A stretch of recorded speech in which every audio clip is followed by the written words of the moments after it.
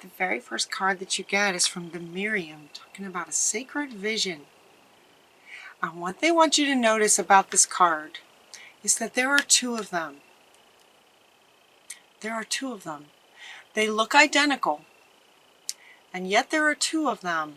They also want you to notice there's a flower here for this one, a flower here for this one, and a flower in the middle that they're both sort of pointing to.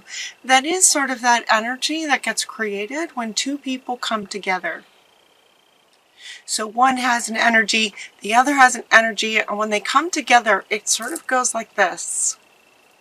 So what's going to be happening for some of you in July, it looks like you may meet people, or this may be about new people. It could also be people, anyone who's already sort of in your sphere, where situations are going to come up where somebody might say something that triggers you. And in a way, with that trigger, it's going to be something in you that they're sort of pointing out. It's like we are sort of mirrors for each other in some ways, and also gifts for each other to, push those buttons that give us an opportunity to heal something. If you have a button, something wants to be healed.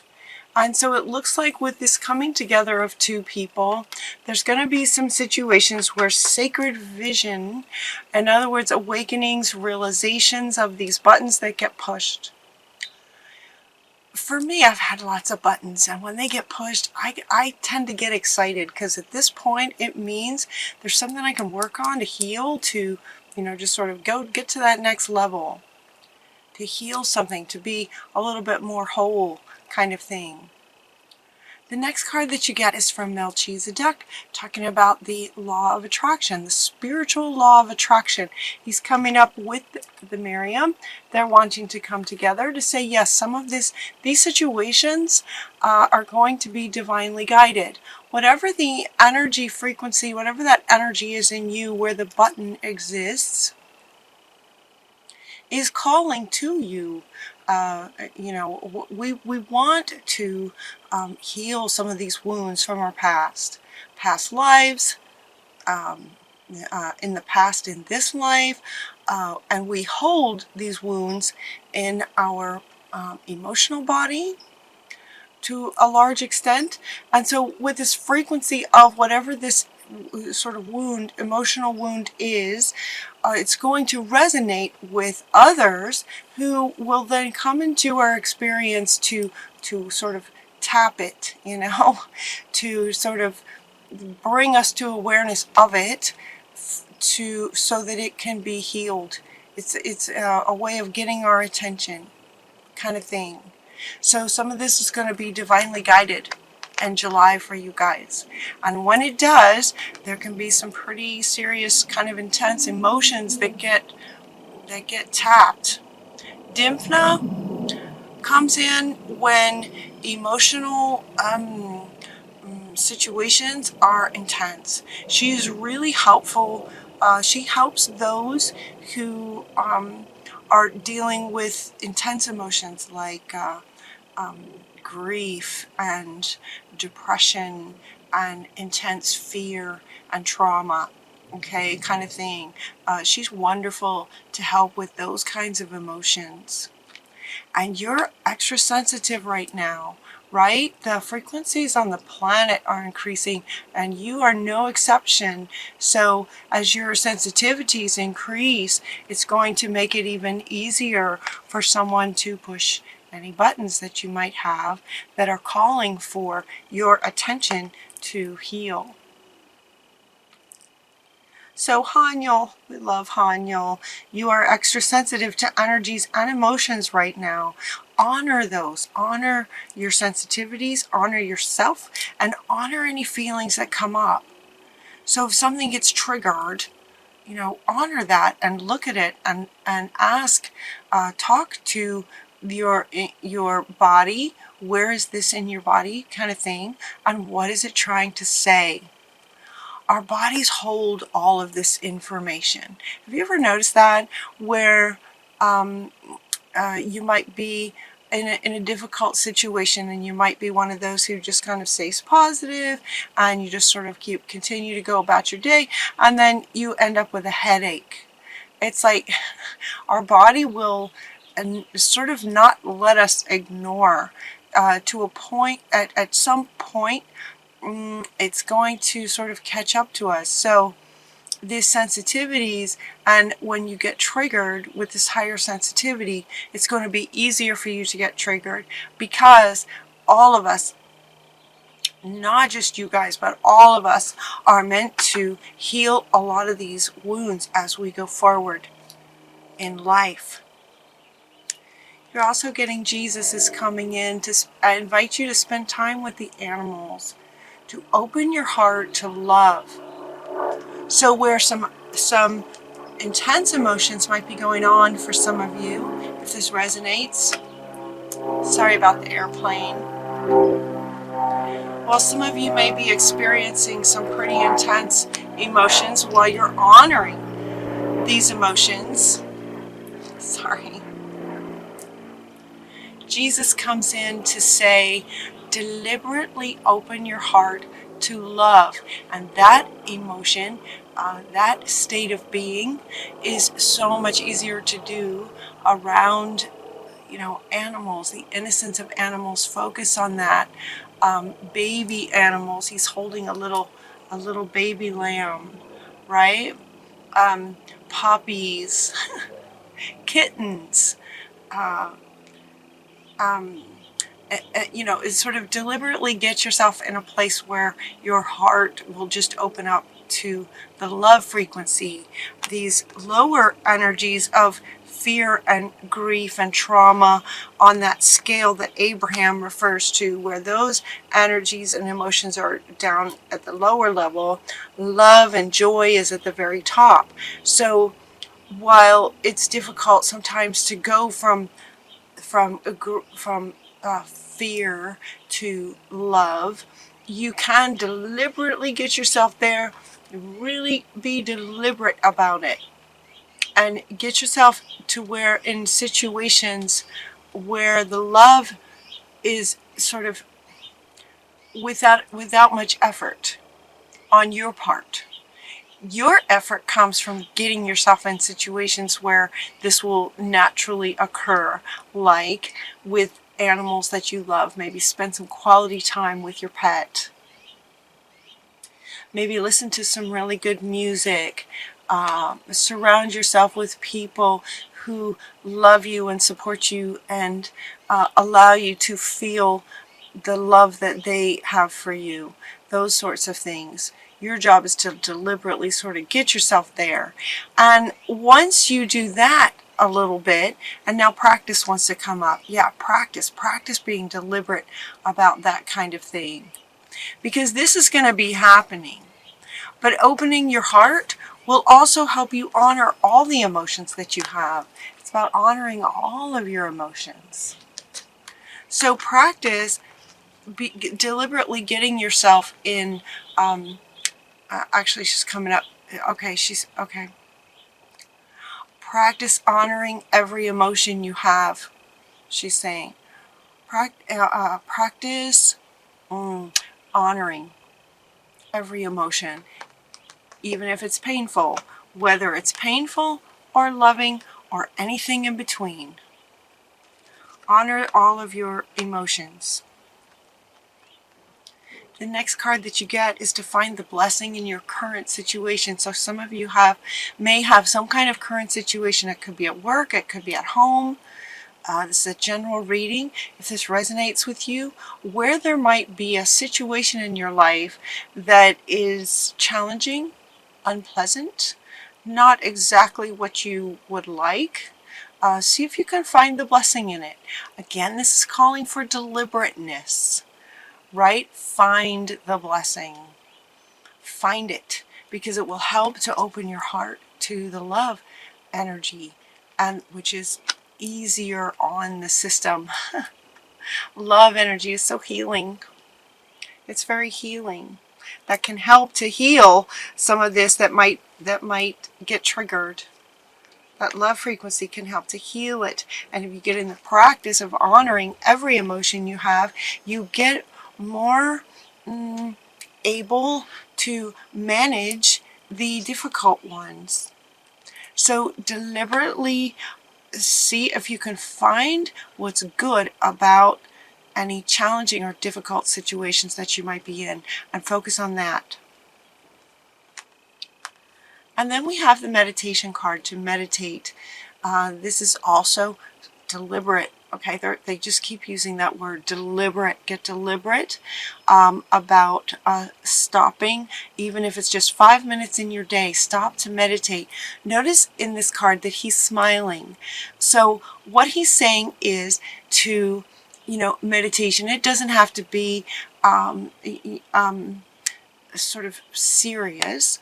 You can meditate anywhere, anytime, just by stopping what you're doing, sitting down, maybe find a good spot outside if you can. Just close your eyes and imagine what you would like. Imagine what would put a smile on your face. Your subconscious, your brain doesn't know the difference. So imagine what you would like. Imagine what would inspire love and joy and happiness. Find the blessing in your current situation and appreciate it, honor it, and then take it one step further by stopping, closing your eyes, and imagining how you would like things to be, and focus on that. So that's where this sort of deliberateness comes in. Practice closing your eyes and imagining how you would like things to be.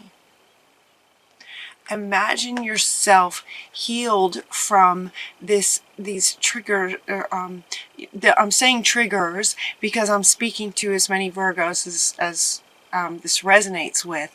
But for each of you, this may only happen one time. It could happen more than once, but it may just happen one time in July. So they're just saying if it does, when it does, here's some guidance on how you can manage that situation if it comes up. Know that it's coming sort of through you, drawing that in to you as a sort of call for attention to honor the emotions that might come up from the trigger point.